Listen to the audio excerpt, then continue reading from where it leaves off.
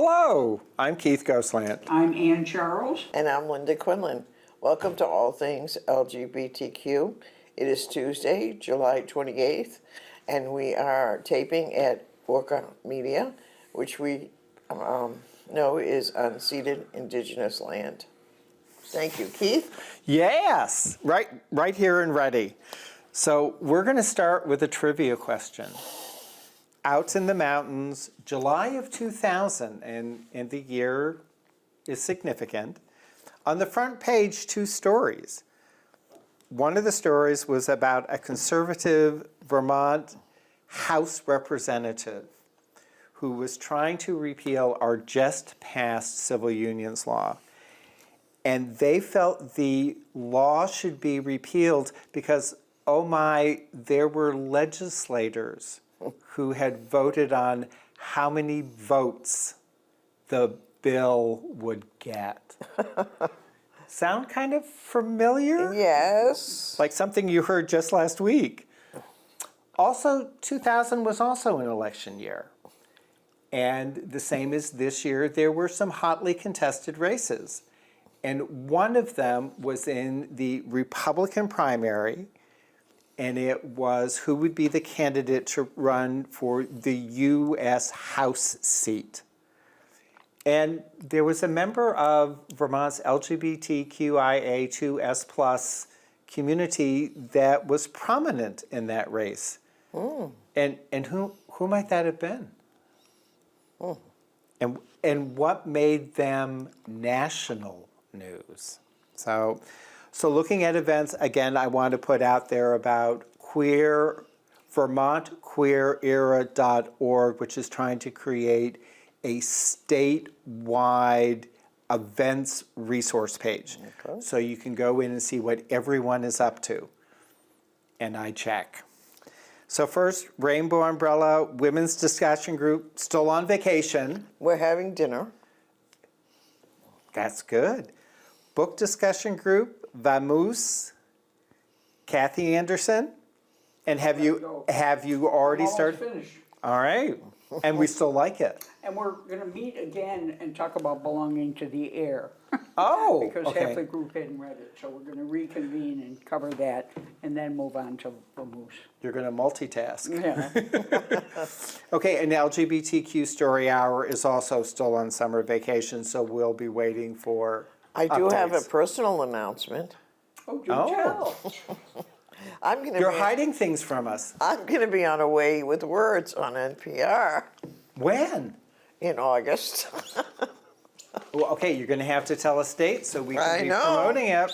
Okay, so Fox Market got notice in advance this time. Thursday, August 6th, sponsored by Silk Road Queer Alliance, Circa, Chai and Chat, Decolonizing Gender in the Global South. Sound interesting? Yes. You know, and I sort of went, okay, so who is Silk Road Queer Alliance? This is a Vermont group, a peer support and advocacy community for queer people with ancestry from the Silk Road world, spanning all regions of Asia, North Africa, the Mediterranean. This includes immigrant, diaspora, adoptees, and those navigating the in-between. We may need to reach out to them. So looking at the Pride Center of Vermont, again, they are bringing back the trans support groups. The second Tuesday, it is in person at the Outright office. Fourth Tuesday is virtual with Zoom. So this one got my attention just by the title, Strapped In. Aha! Friday, August 7th, 7 p.m. at the Vermont Comedy Club in Burlington. Queer comedy variety show featuring silly queer acts of all sorts. I think we should try out our juggling. And it's a $15 charge, a cover charge. And then what we had promoted I on want the... to sing. What I had promoted on the last show, Shadow Light. And this is the dance performance Saturday, August 8th at 7 p.m., Sunday, August 9th at 1 p.m., McCarthy's Art Center in St. Michael's, choreographed by queer Vermonter Kaylee Groff and their partner Nat Kelly DeMario. This was the epic love story. A female knight finds herself torn between her faith and the woman she loves. Oh, I like that. And I'm still trying to reach out to see if we can talk with them. And then we have a hoedown jamboree. I like that. Saturday, August 8th, 7 p.m., Yeah. Bethel Arts Center. And they put a notice up saying the Arts Center is having some construction done, so accessibility is an issue. You would not be able to get in with a wheelchair. You need to be able to go up several steps. This is the Bethel Area Drag is Going Country. Ooh. Join us for a hoedown jamboree drag What day is show. that? August 8th. Saturday, Ooh. August 8th. Hosted by Lavender Homicide. And there's a $15 cover fee, and it says 18 plus. So who knows? There may be a little burlesque that gets thrown in there, but Thursday, August 13th, 7 p.m. at Main Street Landing, being produced by Between the Willows, Falsettos. Oh, I saw it in New York. Contemporary musical set in the late 1970s exploring love and its consequences. We could tell stories. And there is a sliding fee of $14 to $35 to get in. And then there is the Queer Arts Festival, Yep. which this year is a two-day event. Saturday, August 15th, Sunday, August 16th. On Saturday is the traditional festival, vendors, artisans, craftspeople, performers, music, food trucks. And then on Sunday, they're trying to create a day for truly community building. And they're still working out the workshops day and we're the going? panels. That's Sunday, where we're going. Sunday the 16th. And I was going to say, somebody might be there to do remote interviews. So if you'd like your 15 minutes of fame, we'd be there to help you along in that process. And then your journey. There you go. We're going to make you a star. So now you're going to take me to places where I don't want to be a star. I know. Yeah. I have good and bad news, but let's start out with typical awful news from Gaza. Israel kills 3 more Palestinians in Gaza, and the death toll near 73,350. According to the health ministry, at least 1,203 Palestinians were killed and 3,900 injured by Israeli fire since the ceasefire, the ministry says. Israeli forces killed 3 more Palestinians over the past 24 hours in the Gaza Strip, raising the death toll from Israel's genocide since October 2023 to 73,329. In a statement, the ministry said hospitals in the enclave received 3 bodies, including 2 killed by Israeli fire and a third who died of previous wounds. The ministry said 12 injured people were also transferred to hospitals in the last 24 hours, taking the number of injuries to 174,009. Separately, 8 Palestinians, including 3 fishermen, were injured by Israeli fire in Gaza on Monday, according to medics. And this is another thing that's going on that I didn't know about. A medical source said 2 Palestinians were wounded, including 1 seriously, after an Israeli drone targeted a civilian gathering north of Khan Yunis in southern Gaza. 3 people, including a girl, were also injured by Israeli fire southwest of Khan Yunis. According to witnesses, and this is the thing I didn't know about, Israeli gunboats chased fishing boats while they were operating off the Gaza port at dawn on Monday and opened heavy fire, injuring 3 fishermen. Israel imposes strict restrictions on fishing in the Gaza Strip and has prevented fishermen from sailing since the start of its genocide on October 8, 2023. God forbid they should eat. Dozens continue to fish despite the risks amid worsening living conditions, so they're starving, you know. Meanwhile, the Israeli army continued to expand areas under its occupation east of Gaza City as military vehicles moved in overnight and pushed the concrete blocks marking the yellow line dozens of meters west, according to local sources and eyewitnesses. The yellow line, as I mentioned before, is the virtual line defined under ceasefire understandings reached in October 2025. It's marked by yellow concrete blocks and separate areas from which the Israeli army withdrew from those it still occupies in the Gaza Strip. All of this is ongoing. All of this is supported by U.S. dollars. It's reprehensible. It's our tax dollars at work, and we cannot lose sight of it. And we have the privilege of having Netanyahu And in Netanyahu is here Washington. now. Yeah, Oh my gosh. I know. A lot of countries won't accept him I know. as a war criminal, which Yeah. he is. Okay, now, a world headline that's kind of unpleasant but murky. The Women's Tennis Association bans trans women and will require mandatory sex testing to compete. And what's weird about this is this was founded by Billie Jean King, who is a trans ally. It previously allowed trans women to compete. A policy implemented in 2024 stated that trans women could participate in tournaments after staying below a specific testosterone level for 2 years. The organization updated its rules despite there being no known trans women currently on the WTA tour. The WTA was founded in 1973 by gay tennis legend and LGBTQ rights activist Billie Jean King, who's been a fierce advocate of trans rights. In 2020, she was one of the more than 170 women athletes who signed an amicus brief in support of transgender girls and women playing sports on teams that align with their gender identity. There is no place in any sport for discrimination of any kind, she said at the time. I'm proud to support transgender athletes who simply want the access and opportunity to compete in the sport they love. The global athletic community grows stronger when we welcome and champion all athletes, including LGBTQ plus athletes.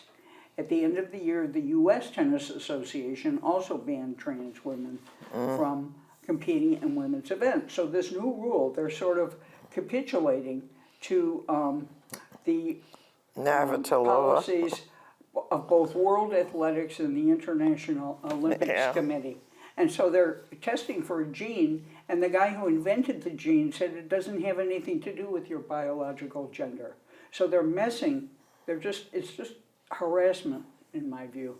It's a solution in search of a problem. Exactly, Yeah. exactly. Now, there's a lot of interesting news from North America I would like to discuss today, if you don't mind. Let's start with the picture of the gay rights advocate who had the first same-sex wedding in Quebec. He has died at the age of 84. Let's look at a picture of Michael Hendricks, the decedent, left, and Renee LaBeouf as they celebrated their 20th anniversary of marriage 2 years ago. Michael Hendricks' legacy spans the HIV/AIDS era, remembrance, and a landmark marriage equality fight in Quebec. He died by a medical assistance on July 18th after living with a degenerate lung disease. He's survived by his husband.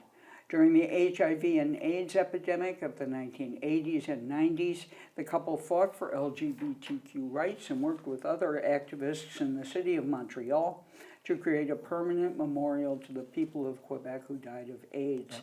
Their efforts resulted in Parc d'Espoir, which means Park of Hope, built in Montreal's gay village. Hendricks and LaBeouf also cemented themselves as part of Canada's gay history as the first same-sex couple to be legally married in Quebec, marrying on 1 April 2004 and after being together for 30 years. They sued the Quebec government in November, arguing that the refusal to perform same-sex marriages violated the Canadian Charter of Rights and Freedoms.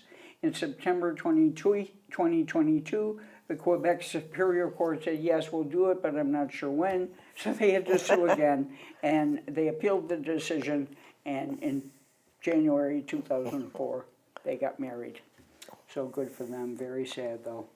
Now, One more story. oh, Linda. And I think it was a conscious decision to have them be the first couple. Oh, I'm Yeah. not surprised. They were Because I'm activists remembering for years. that, yeah.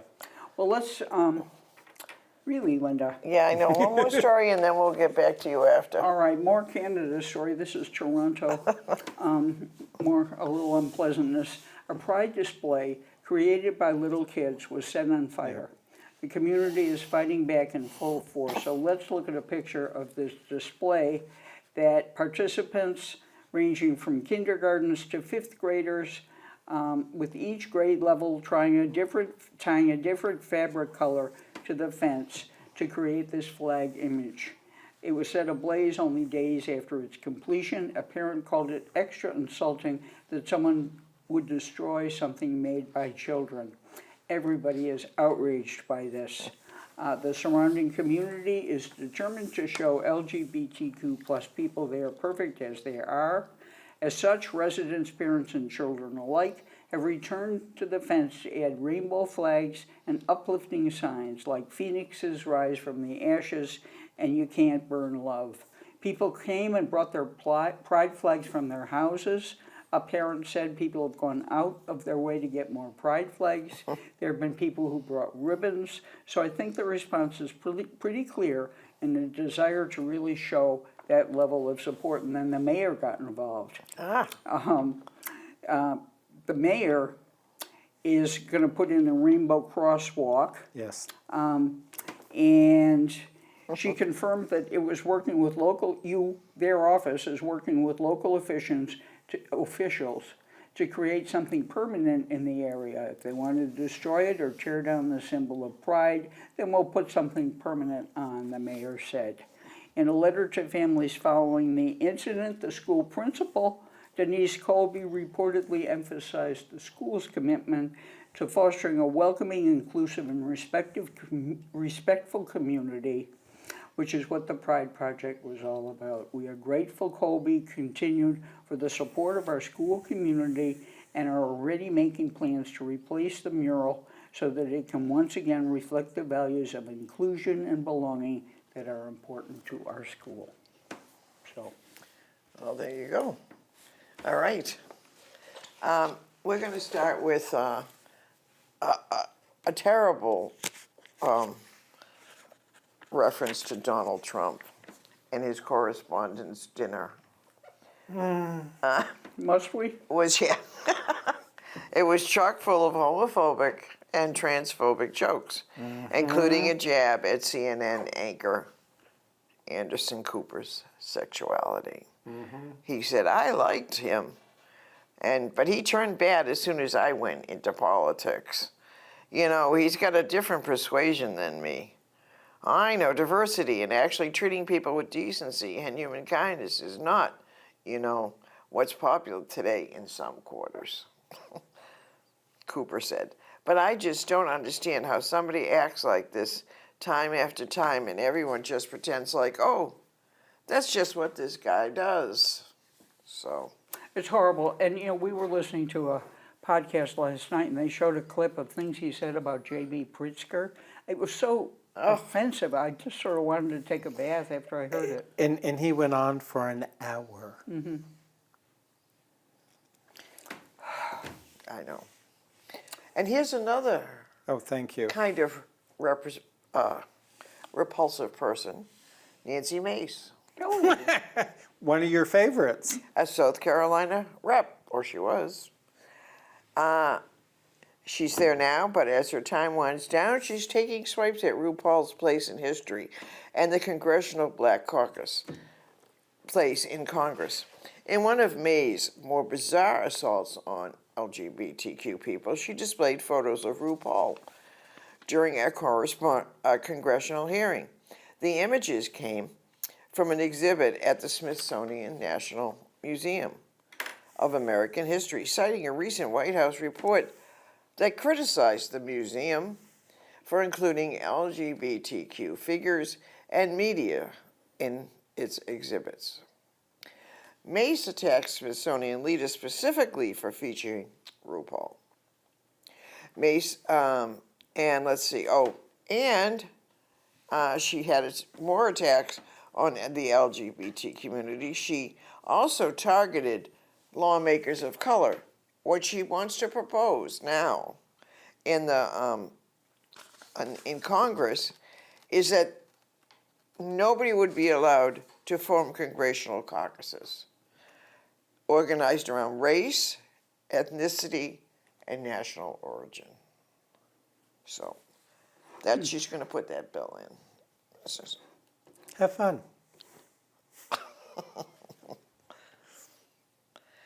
One of the nation's largest LGBTQ in archives is overflowing with queer history. Literally, CEO Robert Keston says shelves have been added to every office of the Stonewall National Museum, archives, and library. What's left over has been shipped off to storages, units. As a result, boxes of periodicals and posters may poke out during conference calls, and assembly artwork for an exhibition can require a tremendous amount of search through South Florida's warehouses.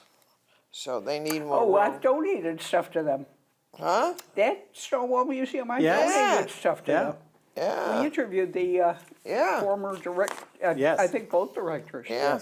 Yeah, oh dear. Well, they're running out of room. They don't have any place to put anything. Yeah. So they're going to have to try to expand. Since taking over as CEO of Turning Point, we're just full of, Which turning Yeah. point? Erica Kirk has often presented herself as a softer image of conservatives than her late husband, Charlie Kirk, did. But her rhetoric took a dark turn at the end of her speech last weekend at the organization's Chapter Leadership Summit in Washington, D.C. There, she presented her organization's Christian nationalist agenda as a fight against evil and included transgender people among those she said must be confronted. She invoked the memory of Charlie Kirk, who was shot and killed during a speaking event at a Utah college last year, while identifying the movement's enemies in stark terms. So she's coming after everybody now. Yeah, Look but out who cares? Be my question. in your Vermont. Becker Ballant Yay! compared the defense secretary's rugged macho man persona to the hyper-masculine figures drawn by gay, erotic Tom of Finland. U.S. Representative Ballant offered pointed queer critique of President Donald Trump's Defense Secretary Pete Hegseth. New Testosterone Initiative Thursday, comparing the Pentagon chief's cultivated, rugged, macho man image to the hyper-masculine figures drawn by gay, erotic Tom of Finland. And here is one of Tom's pictures of a man who's in the Navy. I was going to say, I could lend Pete a coffee mug if you'd like. I know. You know, what's his name? Biden has been on a big... Hunter Biden. Hunter, yeah. Yeah. A big campaign against these guys. The Heritage Foundation boasted in a fundraising email on Tuesday that President Donald Trump administration has implemented more than half of the policy proposals laid out in this group Project 2025 agenda, a sweeping conservative governance plan that Trump repeatedly claimed to know nothing about during the campaign for his second White House term. So that's depressing. Can I say something optimistic? We've been listening to Heather Cox Richardson, Yes. and she says one good trend that's occurring is people are starting to write books about what's going to happen after Trump. Already people are looking ahead. We just have to last that long. Yeah, no kidding. Yeah. In a set of fantastic speeches on Thursday, Secretary of State Marco Rubio, White House power broker Stephen Miller, and other top Trump administrative office officials labeled the political left as a terrorist threat and vowed to use all of the tools at its disposal to systematically destroy left-wing groups. Representatives from 67 countries gathered in the U.S. on Thursday for a meeting called Rubio on the supposed resurgence of political terrorism. In addition to Rubio and Miller, several U.S. officials spoke, including figures like Secretary Scott Bessent, to remarks from top officials quickly made clear that meeting purpose was to put forth a global offensive against people with left-wing beliefs. Did you say they were fantastic speeches in the beginning? Fascist. Fascist. That makes more sense. Yes, fascist. So, anyway, and I'll just do one more and I'll pass this down to Keith. Manhattan-based New York State Assembly candidates David Schiffert and Ipana Saratupak are on the verge of becoming the state's first out non-binary lawmakers following their victories in December primary contests, which they are assuming they'll win because they're running in a Democratic. So, and so that's good news for New York State Assembly. Okay, Keith, what you got? Well, first we're going to start with looking at Ann's statement about Gaza. We need to look at our own backyard.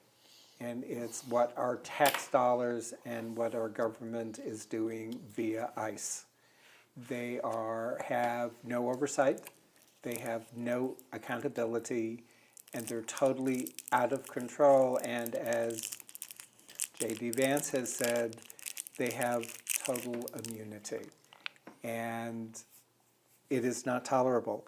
But by virtue of our speaking up, it is putting more and more pressure on the federal administration to actually have to do something, looking at what just happened in Maine with the assassination.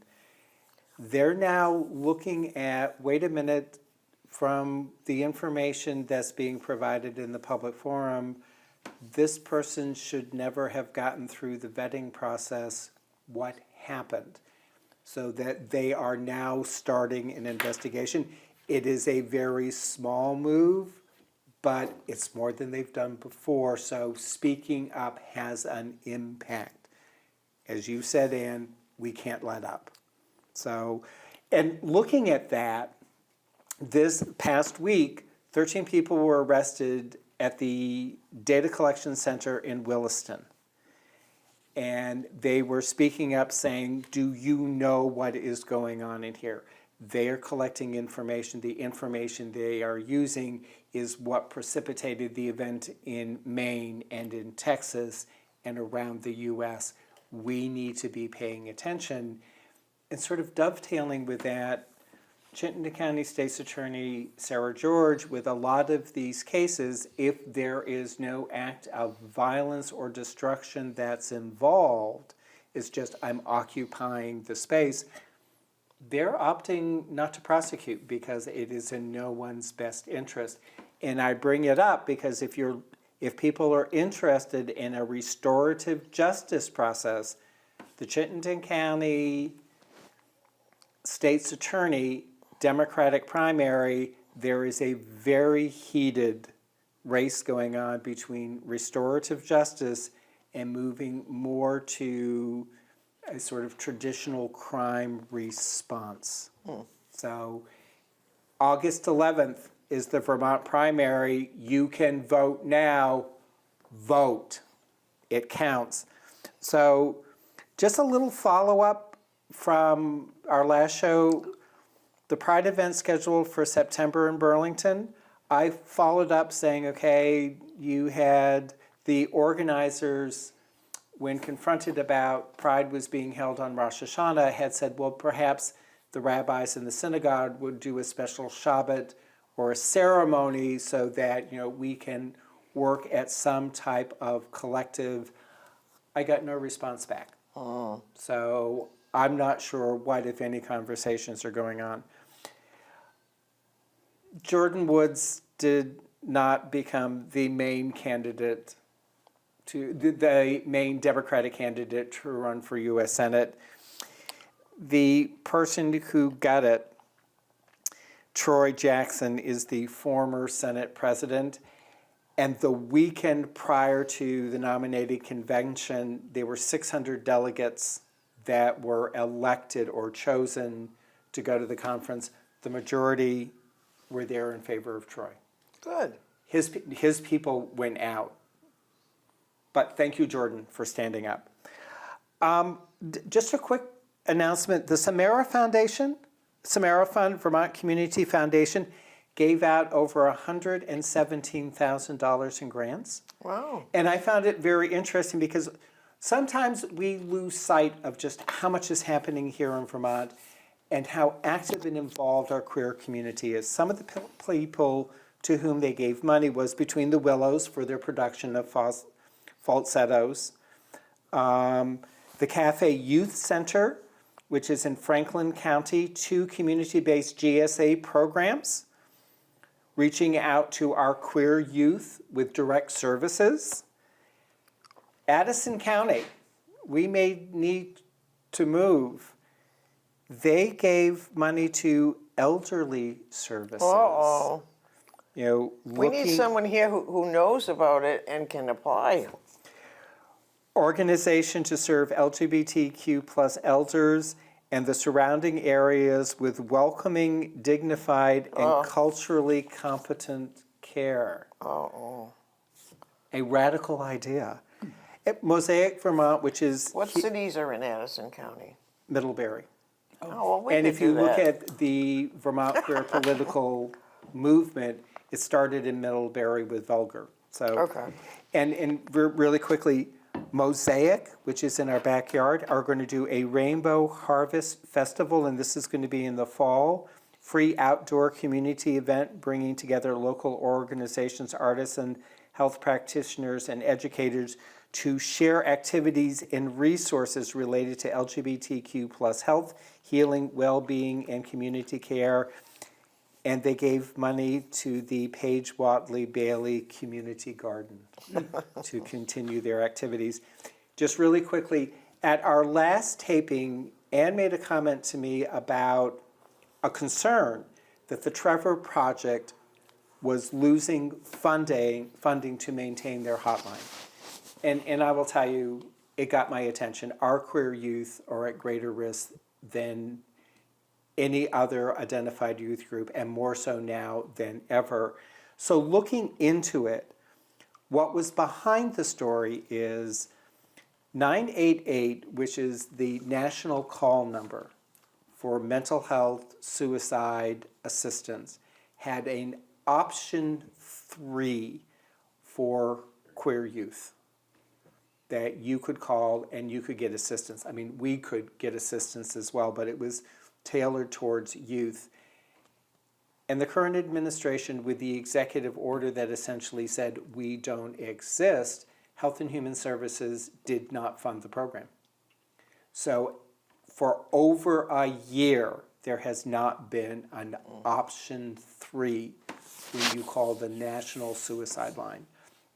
Congress put $33 million back in to start it up again.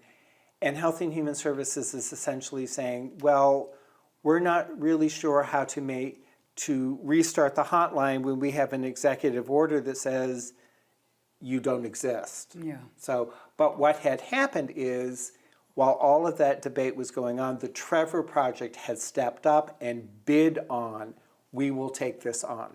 You give us the funding, we will do the hotline. And that's the monies that the Trevor Project was being denied or hadn't received.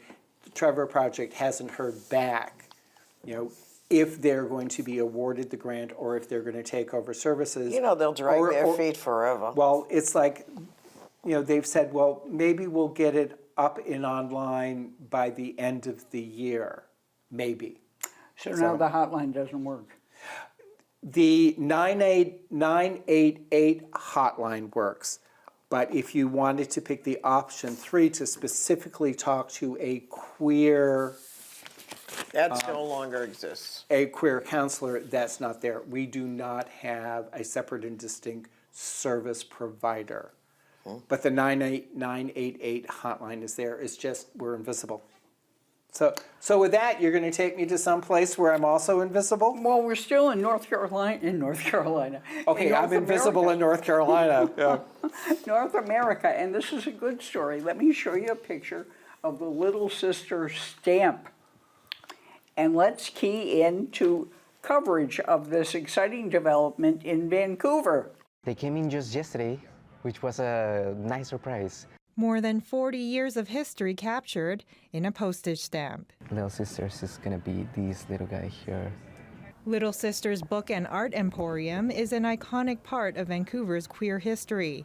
And now it's one of 4 sites recognized in Canada Post's Places of Pride series. Tell me who's on this stamp here. Yeah, absolutely. So if we have a look here, we've got Jim and Bruce. We also have Janine. From right to left, co-founders Jim Diva and Bruce Smith, and longtime manager Janine Fuller. One of the reasons that Little Sisters is being recognized is that it won a landmark court case against the government of Canada, which upheld the rights of queer people, not just within British Columbia, but all across Canada. In 1985, the Canada Border Customs Agency began seizing Little Sisters orders, labeling the material obscene. The bookstore fought back legally and wound up being targeted in multiple cases of vandalism over the years. In '96, the BC Supreme Court ruled the border agency still had the right to seizure. The central claim at the heart of Little Sisters' case was that customs should not have the right to do this at all because they do not have the expertise to deem what is or isn't obscene when it comes to queer community and queer culture. Little Sisters escalated the issue to the Supreme Court of Canada as a violation of charter rights and freedoms. Now, customs must prove that something is obscene when they seize it, rather than the other way around after it's been seized in order to get it back. It was a fight against censorship that benefits all Canadians, not just queer Canadians. Their hard-fought victory now depicted on a stamp. I think it's fantastic. It's really nice to see not only queer history represented, but local queer Vancouver history. I think it's excellent, and I think the stamps are great. I think that's a great honor. It shows the support of the Pride community. I think it's great. I'm really pleased to see that. The design also reflects some of the bookstore's joy. There's a little bit of an Easter egg in here. So there's the cat as well. The store was named after their cat, Little Sister. The stamps can be found at all Canada Post outlets. Leanne Yu, CBC News, Vancouver. Is that cool or what? I remember all that censorship with Canada when I was spending a lot of time in Buffalo, but now they have We prevailed. couldn't take materials I remember across the border. you used to have to sneak books through. Right, and yeah, so anyway, Little Sister's stamp is now circulating. Good. Little Sister's store is being celebrated. Now, one more story from North America. La Lucha Sigue. Mexico's 4th non-binary march was a protest and a remembrance. Let's look at a picture of it. It means the struggle continues. Non-binary people and their supporters marched through Mexico City on July 14th in observation of International Non-Binary Peoples Day, marking the 4th annual march of its kind after the first was held in 2023. Cool. Is that good news or what? In 2023, a group of non-binary activists in Mexico met with government officials to craft initiatives meant to promote inclusion of non-binary people at the governmental level. After the meeting, violent attacks occurred, and actually in November 2023, the killing of a non-binary magistrate who had been among the first people to obtain a passport occurred. He was found dead. So the protests continue, both in protest and remembrance of him. Now, Right. excellent news from Africa. The charges have been dropped against the women arrested for allegedly hosting same-sex orgies and kissing each other. Let's look at a picture of Wendy Faith. Orgies? That's what the neighbor said. A 22-year-old dancer, she's on the right, and Alyssa Diana Denise, who's unemployed and 21. They got an apartment together, and the neighbors became outraged. They saw all these women coming in, going, and accusing them of having same-sex orgies. Then they said they saw these two women kissing. Kissing is not a crime, the lawyer said. No one should be persecuted for who they are or who they love. I hope this decision marks they were released. This decision marks the beginning of a wider review of similar cases, that all those unjust prosecutions arising from the Anti-Homosexuality Act in Uganda. If her neighbors don't kill her. He hopes they're going to be, well, they can't find a safe house for them. Oh, no kidding. The case should never have been have reached this stage, and also the courts rejected the first case that I told you about with the man charged with kissing somebody. Good. Now let's go to Europe, and let's look at a clip from Holy Camp, which was released in Spain in 2017 and is now available on Netflix. Sister Milagros and Mother Bernarda are two nuns in charge at the Catholic summer camp La Brujula in Segovia. Mother Bernarda is seeking to modernize and reach out to youth through music, while Sister Milagros is full of self-doubt. The main characters are Maria and Susana, and from the clip they really look like Spitfires. They're two 17-year-old girls who are spending the summer at the camp, which they have attended since they were very little. They both love reggaeton and electro-Latino music, but God's apparitions too and calling Maria begin to change all of their lives. So let's look at a clip from Holy Camp. Oh. No me he parado a pensar que tal vez esto es solo la llamada. Las niñas se van a escapar esta noche. Ay, madre, hoy de nuevo. Quiero pedir un taxi. Tía, me pregunto a la calle. ¿Qué le digo? ¿El bosque? Ay, de verdad, el tercer mundo. ¡Le como la cara, señor! ¿Pero tú cantas? Claro, cantamos las dos. ¿Tú sabes lo que hace Juan Magán? No, ahora mismo no. ¿Daddy Yankee? ¿Milagros Kiko Rivera? Mi primer día aquí ya me tenéis harta. Estas dos jovencitas se van a quedar todo el fin de semana castigadas. ¿Qué? Encerradas aquí. ¡Señora! ¡Flipo! ¡De señora nada! ¡Sor Bernarda, terrorista! Se me está apareciendo un señor y desde que se me aparece es que no soy misma. ¿Tú te estás riendo de mí? No. Ha venido la monjita nueva, le vamos a hacer un YouTube, lo colgamos y nos cachondeamos de ella. Esto es más grande que lo de Fátima, esto es mayor que lo de Lourdes. Bernarda, que veo a Dios. ¡Dios nuestro Señor! ¿Por qué iba a ser si no? Yo estoy en la cama y me canta unas canciones que se me meten por dentro. Te cuento un secreto. Es que yo tuve un grupito de música, ¿sabes? ¿Qué te canta? Pues canciones de la negra esa que se murió. ¿Estás diciendo que te canta por Winnie Houston? Sí. ¿Qué pasa, madre? Que me encanta Winnie Houston, que me sé todo su repertorio en inglés, que es mi fan número 1. Oye, sentido la llamada. Habría que estar hablando con el Vaticano ya. ¿Es la llama? ¡Ves buscando prefijo! Las luces apagadas y las piernas abiertas. Vatican, necesito urgentemente hablar con el Papa. Míreme, Dio, presente ahora mismo aquí, en España. Oiga, señora.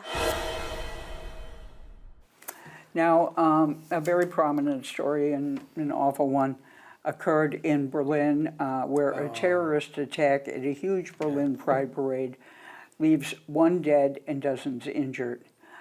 German authorities say the suspect was a 21-year-old man who rammed a car into the crowd. A woman was killed and 29 people were injured Saturday night when a vehicle drove into a crowd near Berlin's Pride celebration in what German officials are investigating as a suspected Islamist terrorist attack. Authorities were searching for the 21-year-old suspect, publicly identified as Abdul Balut. Police warned that he may be armed and dangerous and urged the public not to approach him.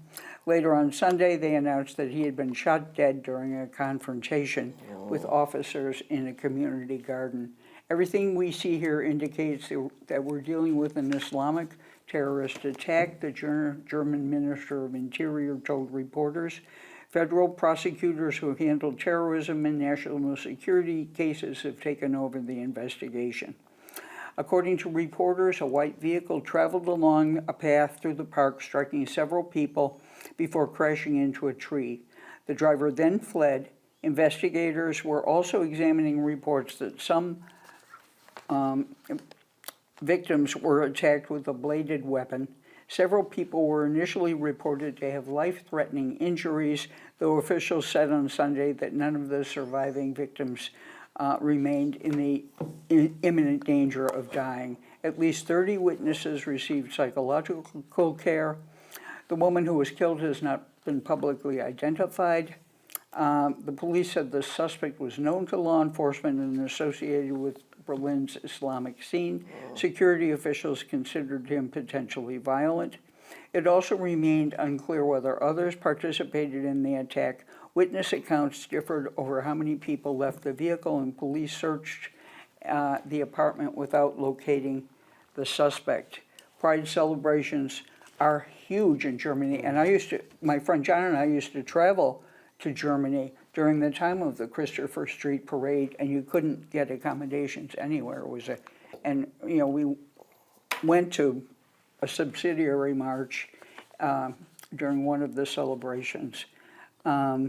Of course, the Christopher Street Day traces its lineage to the 1969 Stonewall Uprising in New York.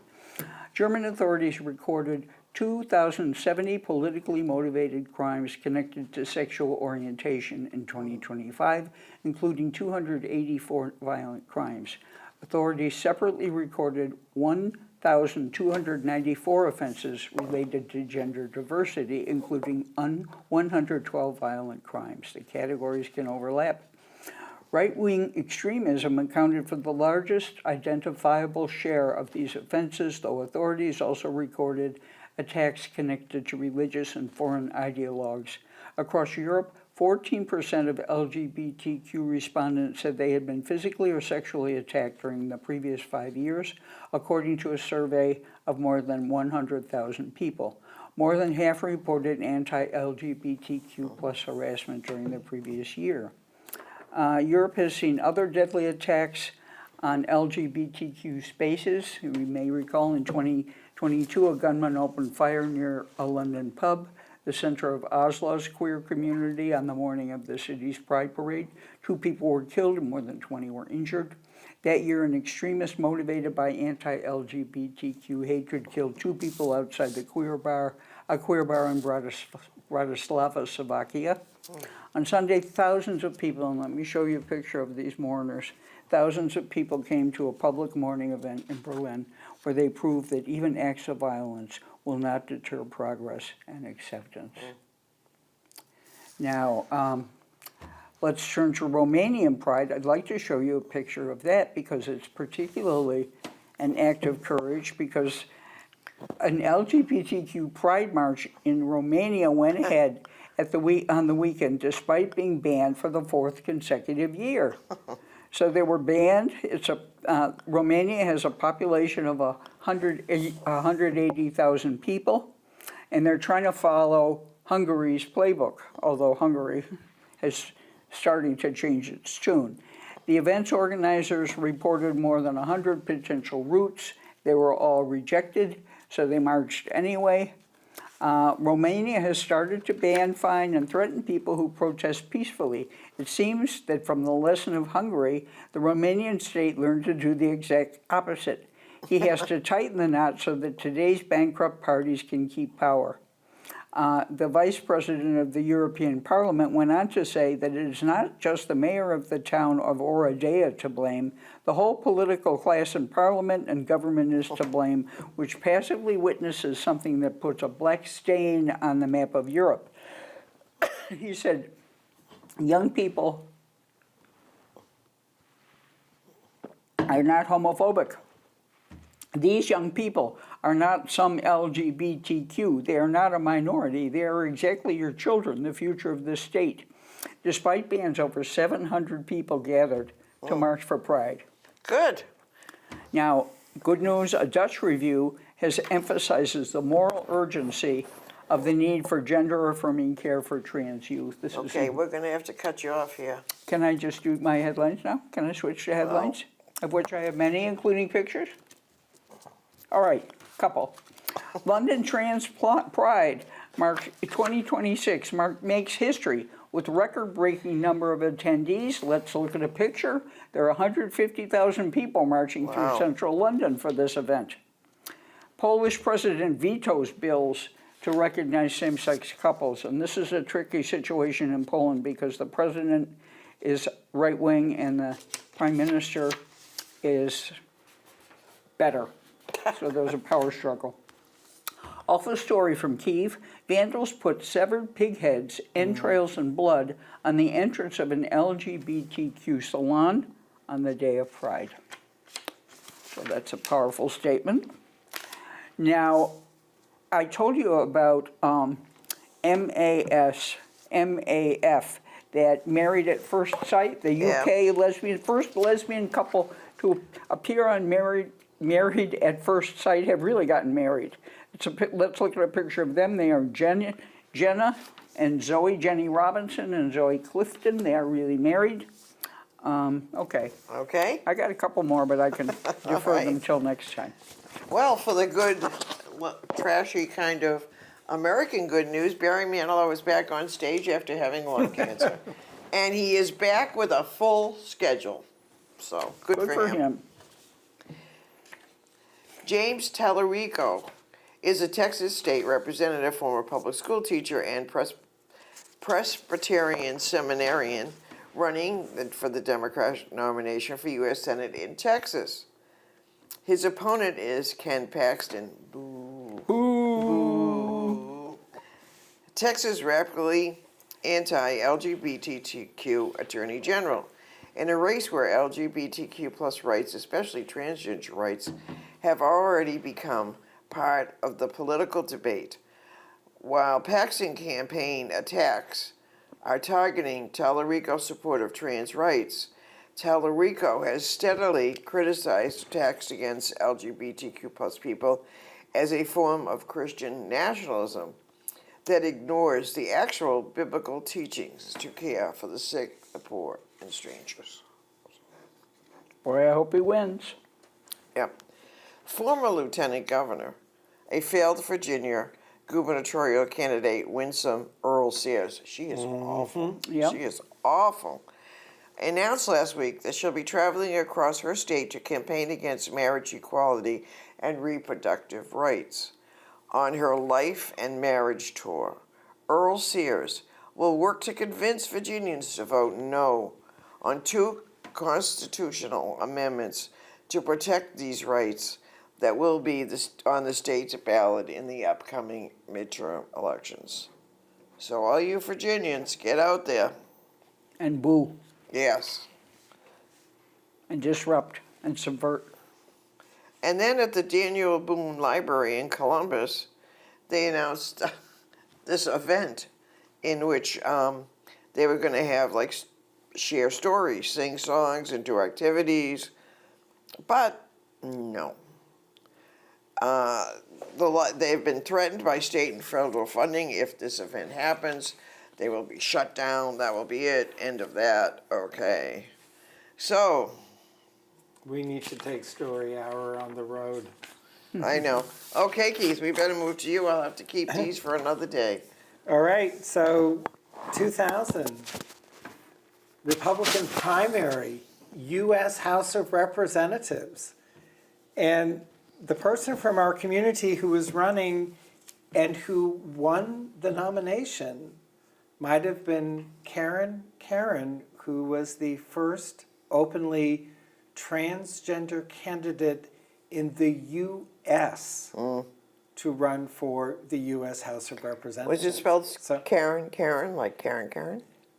Kerin is the last name, and she passed over in 2014. And she, in the 2000 election, as we know, she didn't get elected, and it's because she was running against Bernie Sanders. Wow. Well, So yeah. it was.